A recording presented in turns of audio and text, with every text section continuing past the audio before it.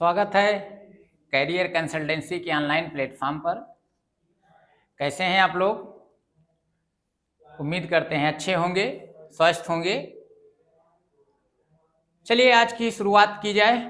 तो आज हम संज्ञा के अगले सेक्शन पर बात करेंगे और आज संज्ञा को पढ़कर हम समाप्त कर देंगे।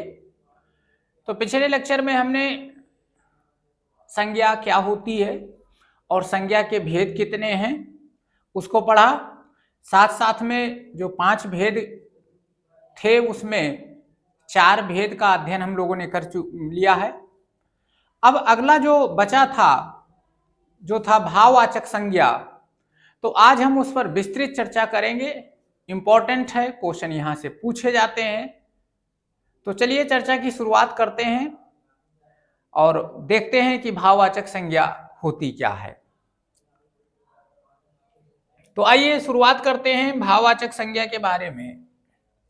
तो जैसे यहां आप देख पा रहे हैं बोर्ड पर लिखा गया है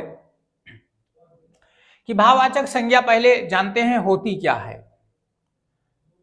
तो हम कह सकते हैं कि संज्ञा के उस रूप को हम भाववाचक संज्ञा कहेंगे जिससे किसी व्यक्ति या वस्तु के गुण का बोध हो, व्यापार, दशा, अवस्था, गुण, दशा, व्यापार, अवस्था, भाव, स्वभाव इत्यादि का बोध होता है, उसको हम क्या कहते हैं? भाववाचक संज्ञा कहते हैं। अर्थात संज्ञा के जिस रूप से हम ये पता चले कि यह किसी का गुण लिखा है, भाव लिखा है, तो वो जो गुण का नाम होगा, भाव का नाम होगा, वो क्या हो जाएगी? भाववाचक संज्ञा हो जाएगी। जैसे इसमें लिखा बहुत सारा चीज है, जैसे गुण है, दशा है, भाव है, व्यापार है, धर्म है, अवस्था है, स्वभाव है। इसका आप एक शब्द में मतलब लगा सकते हैं कि जिससे गुण का बोध हो। भाववाचक संज्ञा का मतलब ऐसी संज्ञा या ऐसा नाम जो गुण का नाम हो, गुण का बोध करावे, तो वो क्या हम कहेंगे? उसको भाववाचक संज्ञा कहेंगे। ठीक है ना? भाववाचक का मतलब ऐसा नाम जो किसी गुण का नाम हो, तो वो हम क्या कहेंगे? उसको भाववाचक संज्ञा कहेंगे। इसके पहले आपने जाति पढ़ा, समूह पढ़ा, द्रव्य पढ़ा, व्यक्तिवाचक। तो जब एक व्यक्ति विशेष का बोध कराएगा तो व्यक्तिवाचक, जाति का बोध कराएगा तो जातिवाचक, ऐसे यहाँ यदि गुण का बोध कराएगा तो क्या हो जाएगा? भाववाचक हो जाएगा। जैसे क्रोध, तो क्रोध व्यक्ति का गुण है या लक्षण है, और उससे फिर उसकी विशेषता बन जाती है कि वह क्रोधी है। जैसे लिखा है मिठास, तो जब किसी वस्तु में, किसी चीज में मिठास का गुण होगा तब वह क्या होगा? मीठा होगा। उसकी विशेषता क्या हो जाएगी? मीठा उसकी विशेषता हो जाएगी। जैसे सच्चाई, तो किसी व्यक्ति के अंदर सच्चाई का लक्षण होता है, सच्चाई का गुण होता है, तब वो कहा जाता है कि वह आदमी बड़ा ही सच्चा है। चढ़ाई, ठीक है ना? यदि चढ़ने का लक्षण है तब उसके अंदर, यदि उसके अंदर चढ़ाई का लक्षण है तब वो चढ़ सकता है। ऐसे बुढ़ापा, तो बुढ़ापा का लक्षण है तब वो उसकी विशेषता क्या है? वो बूढ़ा है। अच्छा, एक चीज यहाँ ध्यान रखना, आगे हम अभी बात करेंगे, चर्चा करेंगे। तो ये कुछ उदाहरण है भाववाचक संज्ञा के।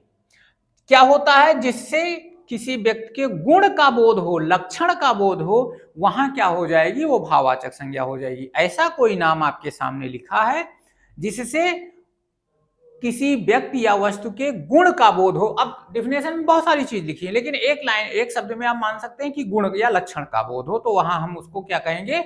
भाववाचक संज्ञा कहेंगे। ठीक है ना? अब एक चीज और ध्यान रखना, स्वतंत्र रूप से भाववाचक संज्ञा नहीं है, तो है क्या? तो भाववाचक संज्ञा किसी न किसी शब्द से बनाई जाती हैं, किसी न किसी शब्द से ये बनाई जाती हैं। और बनती कैसे हैं? उस शब्द के अंत में कोई ना कोई प्रत्यय जोड़ देने से बनती हैं। ये जो भाववाचक संज्ञा हैं ये बनाई जाती हैं। कैसे? कोई शब्द है उसके अंत में, मान लिया जाए ये कोई शब्द है और उसके अंत में हम क्या करते हैं, प्रत्यय जोड़ देते हैं, तो इससे क्या होती है, भाववाचक संज्ञा बनती है।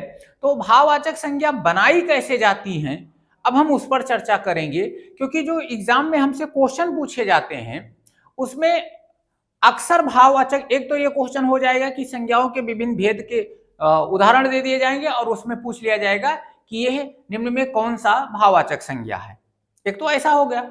दूसरा क्वेश्चन जो यहां से बनते हैं वो ये होता है कि कोई भाववाचक संज्ञा दे दी गई है, कोई भाववाचक संज्ञा पर्टिकुलर दे दी गई है, और फिर हमसे ये कहा जाएगा कि ये भाववाचक संज्ञा बनी किससे है। तो अब हमको यही देखना है कि ये भाववाचक संज्ञाएं बनती कैसे हैं, इंपॉर्टेंट है ये। तो भाववाचक संज्ञा होती क्या है ये हमने समझा। अब आगे बात करते हैं कि भाववाचक संज्ञाएं बनती कैसे हैं। यहां हमने लिखा है भाववाचक संज्ञाओं का निर्माण कैसे होता है, ठीक है ना। तो आप इसको समझिए। तो भाववाचक संज्ञा का निर्माण जातिवाचक संज्ञा से भी होता है, उसके बाद में विशेषण से भी हो जाता है, क्रिया से भी होता है, सर्वनाम से भी होता है और अव्यय से भी होता है। दैट मीन्स जातिवाचक संज्ञा, सर्वनाम, विशेषण, क्रिया और अव्यय, इनके अंत में कोई ना कोई प्रत्यय जोड़ देते हैं तो उससे भाववाचक संज्ञा बन जाती है। तो ये हमको यहां सीखना है और समझना है कि जो कोई भाववाचक संज्ञा है वो किससे बनी है, ठीक है ना। तो अब हम इसको एक एक करके हम इसका अध्ययन करेंगे कि जातिवाचक संज्ञा से कैसे भाव बनेगी, विशेषण से भाववाचक संज्ञा कैसे बनेगी, क्रिया से कैसे भाववाचक संज्ञा बनेगी, सर्वनाम से कैसे बनेगी और अव्यय से बनेगी। तो बनती कैसे है, अंत में कोई ना कोई प्रत्यय, जैसे ई प्रत्यय है, पन है, हट है, वा है, त्वा है, ता है, इन सब प्रत्ययों को अंत में जोड़ देते हैं। इनके अंत में संज्ञा, सर्वनाम, क्रिया, विशेषण के अंत में जोड़ देते हैं तो वो उस भाववाचक संज्ञा बन जाती है। स्क्रीनशॉट लेते रहिएगा आप लोग। तो अब हम एक एक करके ये देखेंगे कि जैसे जातिवाचक संज्ञा से कैसे भाववाचक संज्ञा बनेगी। तो चलिए देखते हैं उसको।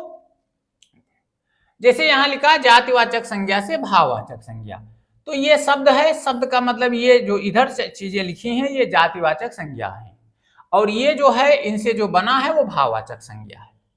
तो जैसे आप जातिवाचक पढ़ चुके हैं क्या होती है, तो जैसे बच्चा है, ये एक जाति का बोध करा रहा है। अब इससे बच्चा के अंत में यदि हम पन प्रत्यय जोड़ दें तो वो बन गया बचपन।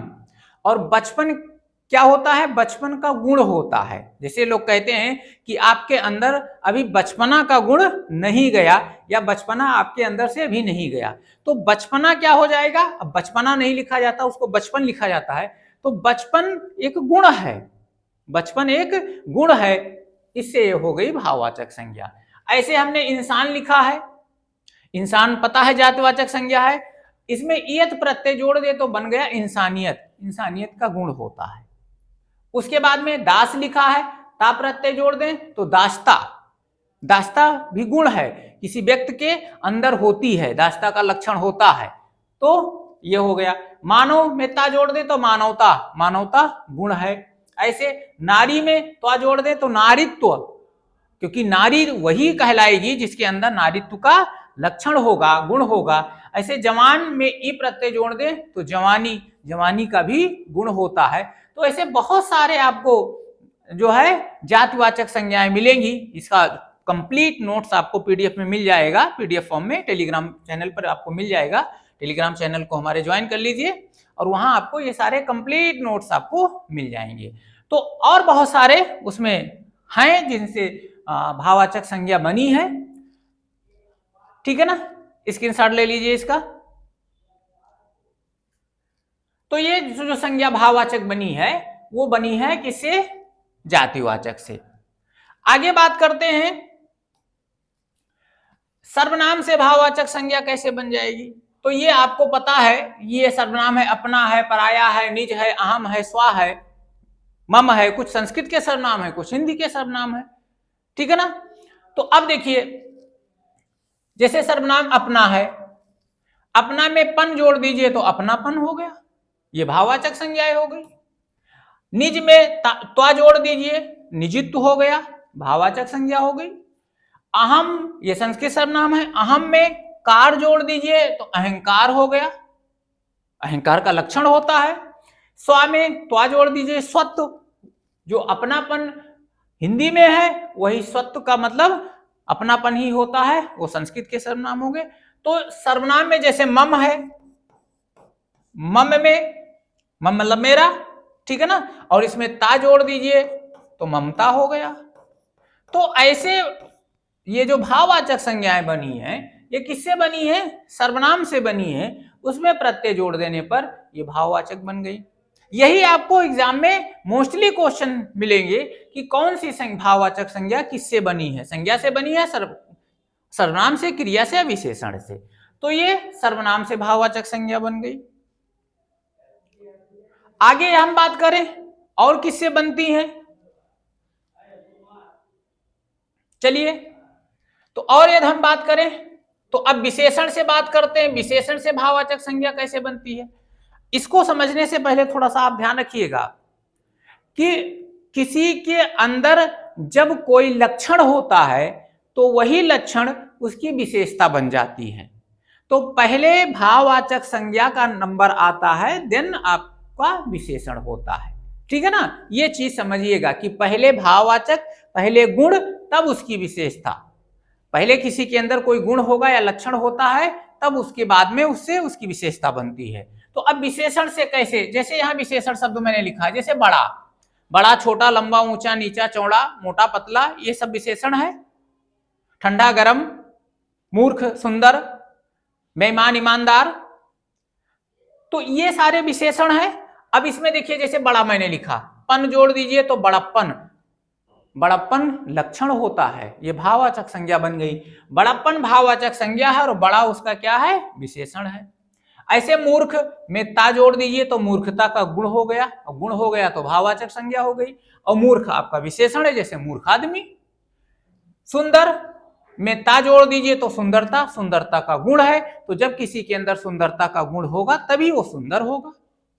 ऐसे लाल से लालिमा, इमा प्रत्यय जोड़ देने पर, जैसे कुशल से ता जोड़ देने पर कुशलता, ठीक है ना। मधुर में मधुरता, चिकना में चिकनाहट या चिकनाई, तो बहुत सारे ऐसे विशेषण हैं जिनसे भाववाचक संज्ञा बनती है प्रत्यय जोड़ने पर, ठीक है ना। ये बन गई भाववाचक संज्ञा किससे, विशेषण से। उसके बाद में आइए और देखते हैं, क्रिया से भी भाववाचक संज्ञा बन जाती है। अब क्रिया से देखिए, इसमें कैसे प्रत्यय जोड़ा गया, जैसे लिखना है, ई प्रत्यय जोड़ देने पर यह बन गया लिखाई, तो लिखाई का गुण है तब कोई लिख सकता है, ठीक है ना।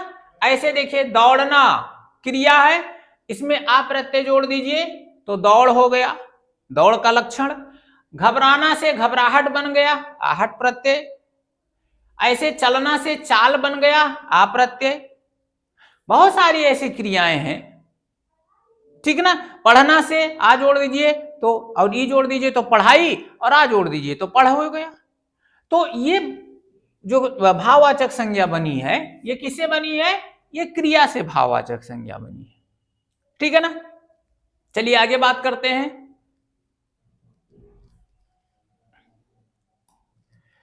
अव्यय से भी भाववाचक संज्ञा बन गई है, अव्यय से भी भाववाचक संज्ञा बन जाती है। तो अव्यय, जैसे अव्यय क्या होते हैं, जिसमें जो सदा एक जैसे रहे, आ मतलब नहीं, बे मतलब जो परिवर्तित हो, तो ये सदैव एक जैसे रहते हैं, लेकिन इनमें भी प्रत्यय जोड़ते हैं तो क्या बन जाती है, भाववाचक से। जैसे दूर आपका अव्यय है, और दूर में ई प्रत्यय जोड़ दे तो दूरी, दूरी का गुण हो गया, ये भाववाचक संज्ञा हो गई। निकट में ता जोड़ दे तो निकटता।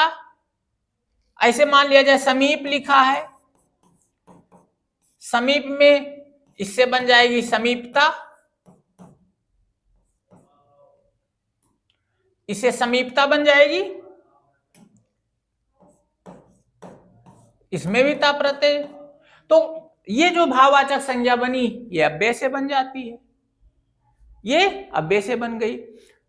तो ये भाववाचक संज्ञाएं कैसे बनी हैं? जातिवाचक संज्ञा से, सर्वनाम से, क्रिया से, विशेषण से और अव्यय से। स्वतंत्र रूप से कोई भी भाववाचक संज्ञा नहीं होती है, वो किसी न किसी से बनती ही है। तो ये आपको ध्यान रखना है। चलिए आगे बात करते हैं। तो ये था पांचों प्रकार की संज्ञा, जातिवाचक, व्यक्तिवाचक, समूहवाचक, द्रव्यवाचक और भाववाचक। अब थोड़ा सा आगे और हम बात करते हैं, यह भी एग्जाम में कभी कभी पूछा जाता है, और वो है संज्ञा का पदोन्वयन। पदोन्वयन कह सकते हैं या इसको आप पद परिचय भी कह सकते हैं, पद परिचय। तो ये होता क्या है, जरा इसको पहले समझा जाता है। पद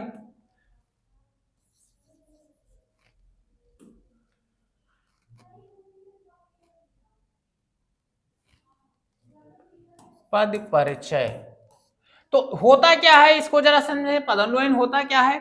तो जैसे कोई भी संज्ञा है वो वाक्य में प्रयोग हो रही है, तो वाक्य के प्रत्येक पद को अलग अलग कर दिया जाए।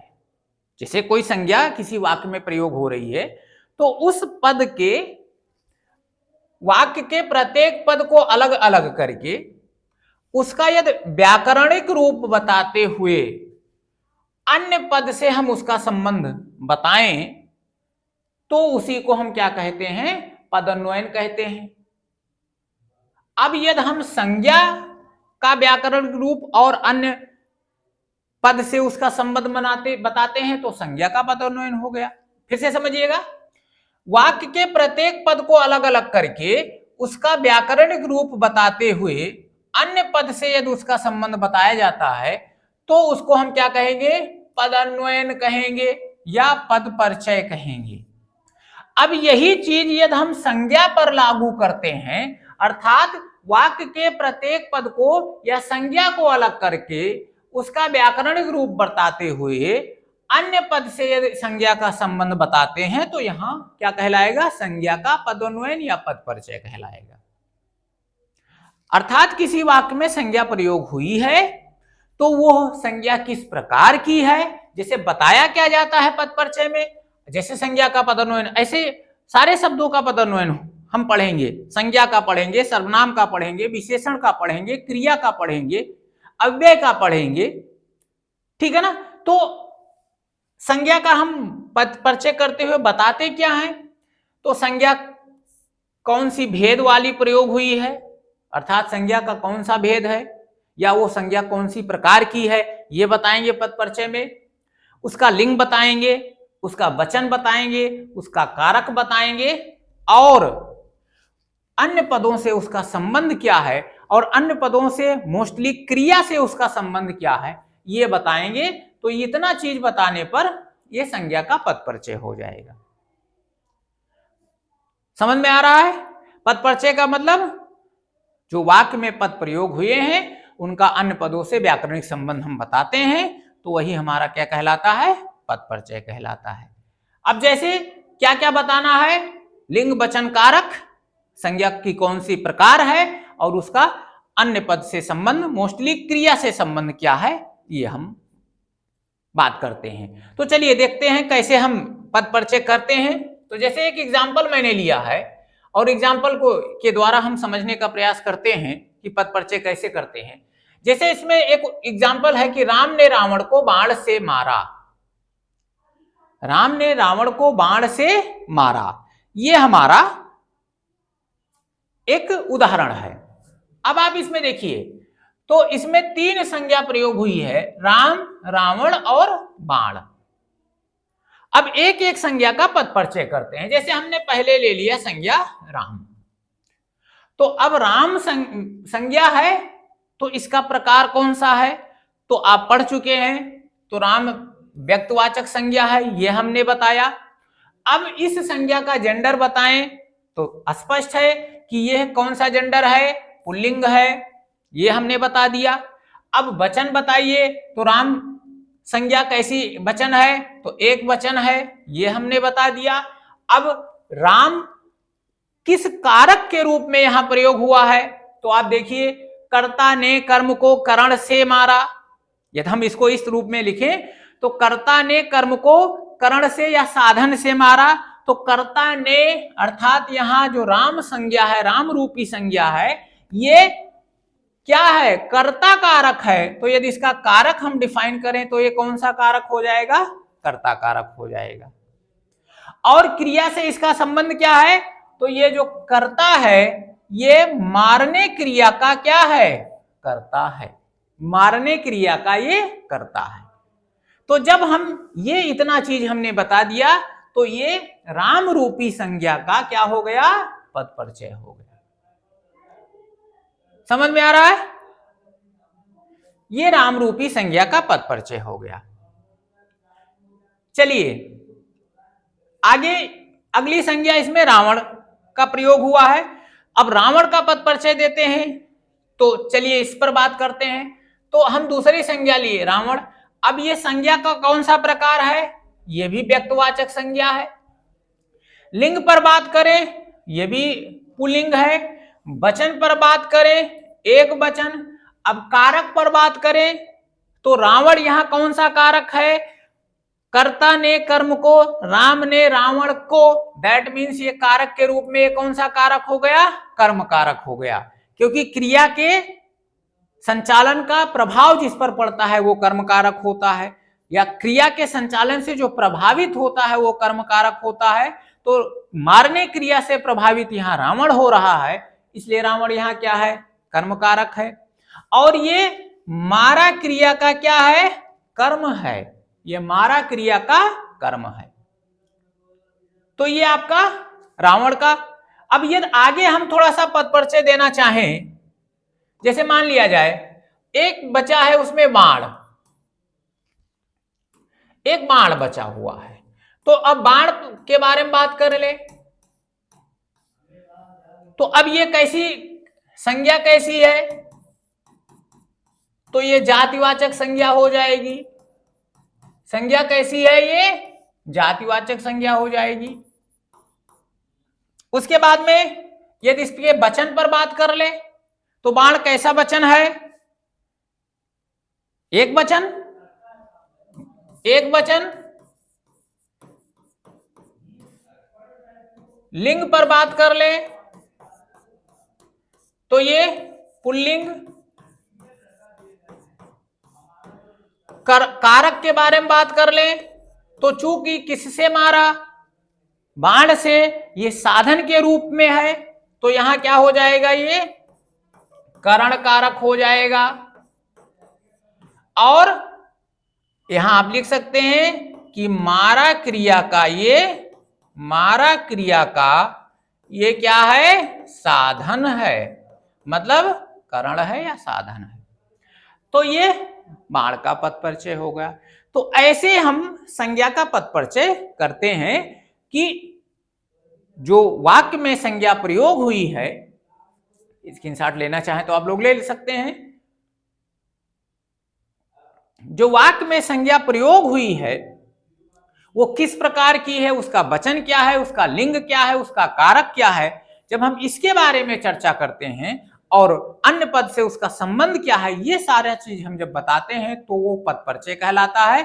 ये संज्ञा का पद परिचय ऐसे निकाला जाता है।